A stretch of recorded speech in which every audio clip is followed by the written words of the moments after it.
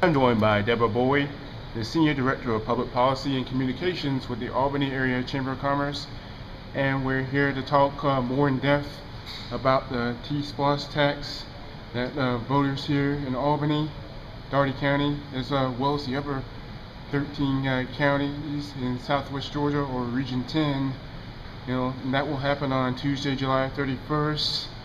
And welcome, Deborah. Thank you. Let's start with a brief explanation of T-SPLOST and what is that about? Sure. T-SPLOST is maybe a little misleading because it's really the Transportation Investment Act. It's essentially a penny for roads and bridges throughout Region 10, as you mentioned, the 14 county area that makes up Southwest Georgia. On July 31st, voters across the state of Georgia will be asked in all of the, I believe it's 12 commission districts, correct. Regional districts, to cast their vote, yes or no, in favor of investing in the infrastructure for their region. In our region, which makes up the 14 counties of Southwest Georgia, the penny investment for roads and bridges will essentially raise the sales tax for a window of time that will generate $530 million toward the construction of roughly 70 regional projects in addition to local projects.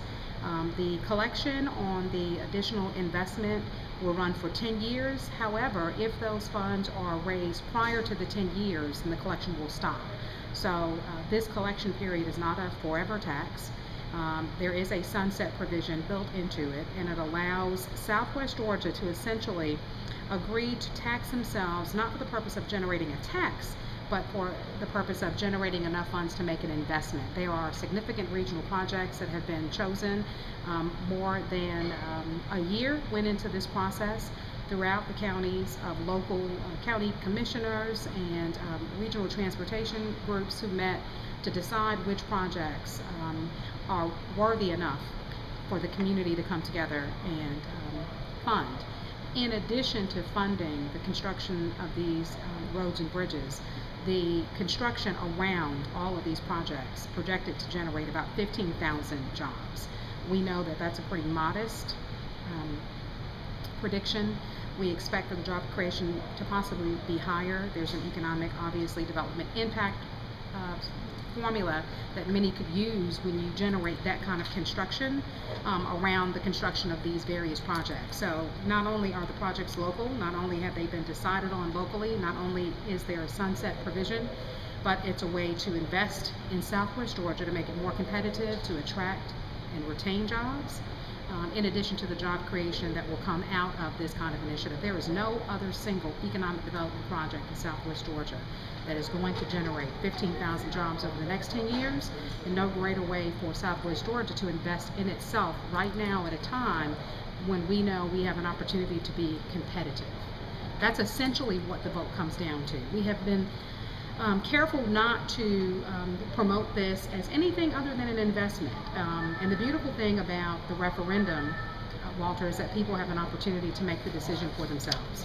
They have an opportunity to vote on July 31st whether to make the investment in their own communities, because let's face it, we're all doing a lot more with less, and there's really not an opportunity for us as a community to generate this kind of funding to build these necessary roads and bridges throughout Southwest Georgia.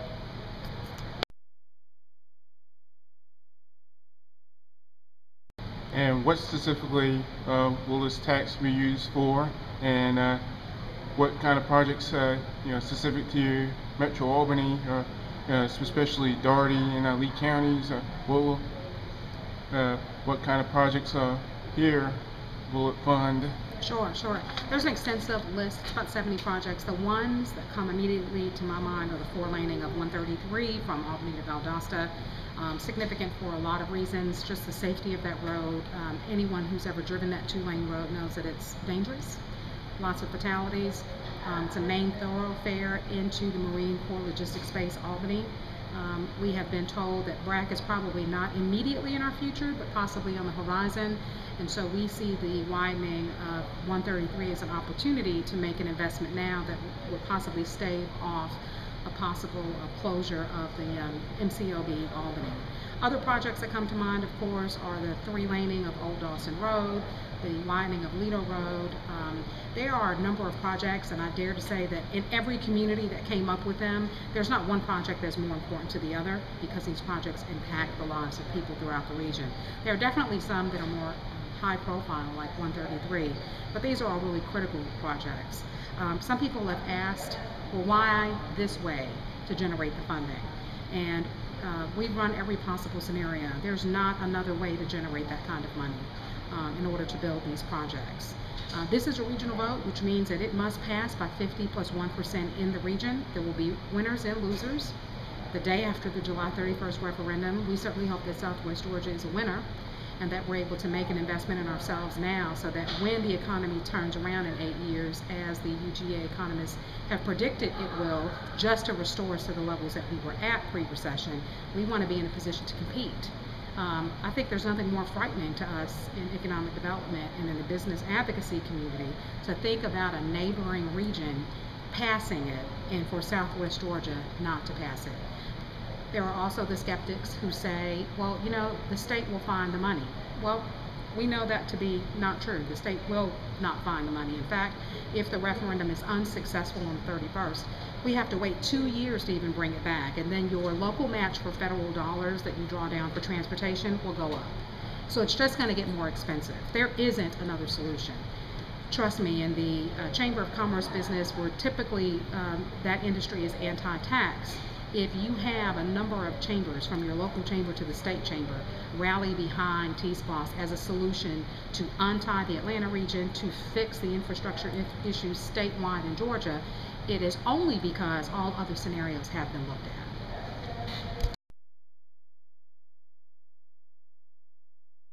at. And what about other cities, larger cities within the region, and like say Bainbridge and Moultrie, Thomasville, and even smaller towns like Leesburg, Sylvester's, Dawson's, even as far away as Blakely, and how will that impact those towns specifically? Those communities have all had an opportunity to weigh in on these regional projects, and what's important about the collection is that 75% of the funding that's collected will go to those regional projects, with a lot of the counties who you've mentioned. However, I think what's in it for a lot of local communities, and perhaps the biggest win of all, is that 25% of the funds that are collected will stay local, meaning those local communities will have an opportunity to fund local transportation related projects. That panel will be put together by the Lieutenant Governor, and there'll be 3 people to that panel. They'll all be local people, and the point being is that that oversight committee will be looking at what projects did not rise to the criteria of a regional transportation project, but are important local transportation projects. So having the funding available for a lot of these smaller communities where there's never an opportunity to scrape together that kind of funding to pave a dirt road or to complete a bridge, whatever transportation related project that those communities might have, they will be able to keep 25% of that funding, meaning it will not go to Atlanta, it will stay in that local community to be decided on locally for projects that are locally important. So 75% of the money raised will go to regional projects, and there have been a lot of people at the table on putting together that regional list. That process has been open, and anyone could have attended. That project list has been generated, and then there's 25% of the funding that local communities will be able to retain for local projects. So to answer your question, there's a lot in it. Whether you're looking at regional projects that you can support that may not be necessarily in your county but will benefit your county, but there will be local projects that will directly benefit where you live.